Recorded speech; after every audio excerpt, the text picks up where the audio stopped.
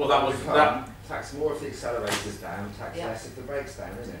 Well, that was one of the options I was thinking of when I was doing that. But being able to sort of quantify that's going to mean that you have to do. That's going to increase the analysis cost essentially, because you're going to have to run two separate analyses on the same sample. It doesn't automatically. It's not something you can necessarily run. It depends on the methods used. It's not something you can necessarily do straightforwardly, but certainly to encourage, to have an incentive for higher CBD within the taxing regime would be something that would be worth looking at. Because from a medicinal point of view, you really want to know what CBD you've got in there. You want to know as much of the chemical contents as possible, really. Yeah. Not just the CBD. What's up there? I think it's worth. There's a company I've only become aware of recently, a Dutch company called Atha Pharmaceuticals, who work in partnership with Bedrocan, who many of you will know are the Dutch government's official producer of medicinal cannabis. And Atha Pharmaceuticals is developing a business based on extracting phytocannabinoids, that's the cannabinoids from the plant. And it can give you basically whatever you want. It can give you THCV or CBC or all those other acronyms. And so what is possible to do nowadays is quite extraordinary. I think one other point I'd just like to make to anybody who doesn't know about it is that we are currently trying to organise about 30 medicinal users to actually challenge the Home Office in the courts. We've asked them to go out and actually get as supportive correspondence as they can get from their doctors. And we've then identified 3 doctors, one from Germany, one from Luxembourg and one from Holland, who are prepared to see these people and actually consider giving them a prescription for Bedrocan medicinal cannabis. Bedrocan comes in 4 different varieties, it says that in the clear plan. The idea then is that they would apply to the Home Office for an import licence. No doubt that application will be refused, but that then opens the possibility of us actually taking the government to judicial review over this decision. And I think that is one of the most hopeful routes that there is. And my optimism or my pessimism sort of goes up and down, but I do feel that this is a way we can actually force the government's hand. I mean, I have a theory that there's an individual in the Home Office, a civil servant who's been in the Home Office for an awful long time, who is really behind this. Who tells the ministers and the Home Office ministers as they're getting there, no, you can't do that. I have a theory that there's just 1 or 2 individuals in the Home Office who are really the blockade of the obstruction. Any other questions? Well, actually, I just want to say something about the CBD THC.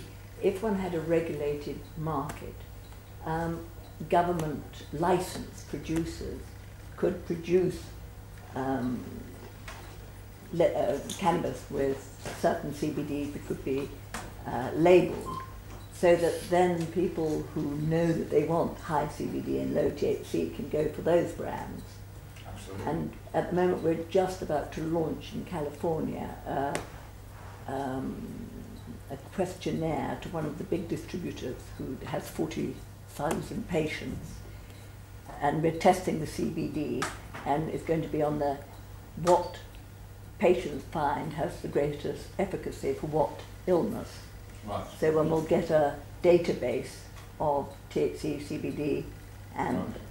what people find works best with what disease. Fascinating. Part of the suggestions that we had in our report for essentially would involve the issuing of tax stamps for the batches of cannabis that have been tested by official labs with the inspectors, etc.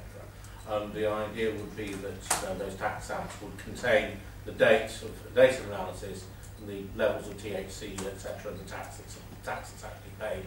So you basically get 1 stamp per gram, which could be sort of 35p for something very low, or it could be sort of £4 for something very high.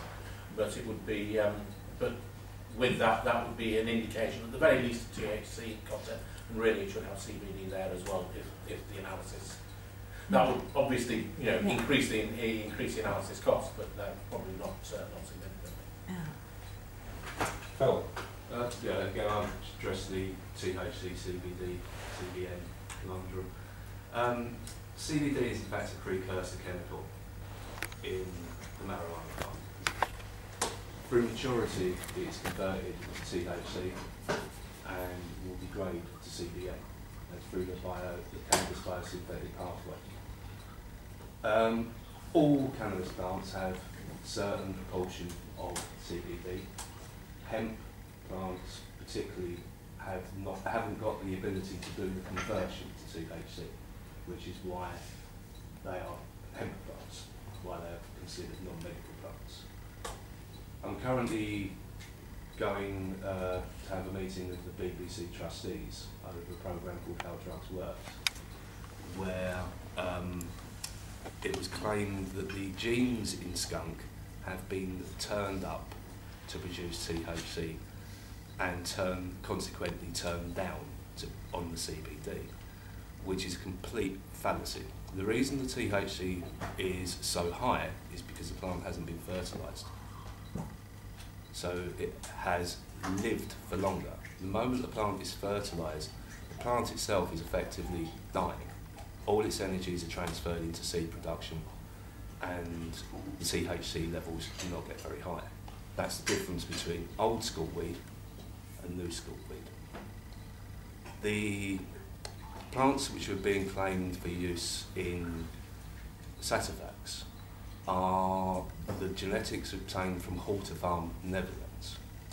Our government claimed that Halter Farm had a licence when they gave £10 million to GW Pharmaceuticals to buy these seeds. Halter Farm's licence had been revoked by the Dutch government when they found out they actually had one. The French had got in touch with the Dutch government wanting to get in touch with Halter Farm because they'd heard they had an R&D licence. The Dutch government went, well, where'd they get that then? An investigation showed that nobody in any department would put their hands up to giving Halter Farm a licence for R&D. These people provided virtually all the cannabis seeds for over 30 years to the entire Dutch cannabis seed market, illegally. And we gave them £10 million. I put a Freedom of Information request in nearly a year ago on this. I got a letter back from Baroness Browning about a month and a half ago, which was in fact a reply to the letter supporting Peter's request for a meeting with the Prime Minister. It was 5 months to get that reply. Nobody, as yet, has answered that question. I've had a supposed answer to the Freedom of Information request. The first one mysteriously disappeared. Nobody knows where it went. I have not had any answers from James Brokenshaw on the subject. I've not had any answers from Baroness Browning on the subject. All I have had is yet another arrest. In 40 years of cannabis prohibition, basically my family have been raided virtually since 1972. My own daughter is now 20. She's been through 6 cannabis raids in my house. I produce cannabis seeds. Commercially, I pay VAT on my seeds. I produce them completely illegally. Yet the government will take my VAT money and then drag me through the courts. But the issue about CBD is one of the really most misunderstood things, and the information coming out over sativaks is deliberately misleading. The thing about needing 2 plants, and about which plants. Well, Watson, the man who started Halter Farm, and his partner R.C. Clarke. I believe R.C. Clarke is the author of Marijuana Botany, a breed to grow in distinctive cannabis plants. Watson is the man who brought the first skunk plant over from California. It's a plant specifically designed for growing indoors, not for high THC or high anything else, but for growing indoors in artificial environments. Short, stocky, high productive. These 2 people are the granddaddies of the entire indoor cannabis growing market, and we gave them £10 million. And nobody will tell me why. Nobody will admit who knew about it, but I'm pretty sure that Jeffrey Guy and Tony Blair knew exactly the situation with their seeds not being licensed. because at the point of taking away Horta Farm's licence, the entire seed production of the Netherlands came to a halt. They started relocating to Switzerland and other parts of the globe. Now, my big question is, how can we justify that? While we still prosecute people such as me, who are no different from Watson or R.C. Clarke. What is it that we can do to call some of these political shenanigans to account? I'd say one hopeful sign is in Europe. I'm a member of the Council of Europe, and we've got, I chair the Health Committee, and we have a document, it's a convention, and it's been going through the Council of Europe and to the Council of Ministers and to various other groups for 5 years now, 2005 actually, and had the support of the International Red Cross and a couple of think tanks. The trouble with changing things in the Council of Europe is it takes such time. It should become a convention this year, and it then has to be ratified by the 46 individual states. I mean, it's not going for legalization, but it's going for a shift from the criminal justice scene solutions to health solutions. So it's a major new look at it. As I was saying, that the answer is not there, based very much on what happened in Portugal. There was a suggestion in Portugal they changed the law. They went depenalisation in 2001, and by 2005 they halved the number of drug deaths and cut almost all the other problems with cost and so on. All went down, but it's the most spectacular change that's taken place. So things are working in a slow way. I know another report I put about 12 years ago was the Council of Europe, was bitterly opposed by the Scandinavians and others, and didn't get it. It was supported by the Swiss and other people. The Italians were very progressive. So I think internationally there's beginning to become a softening as the evidence builds up.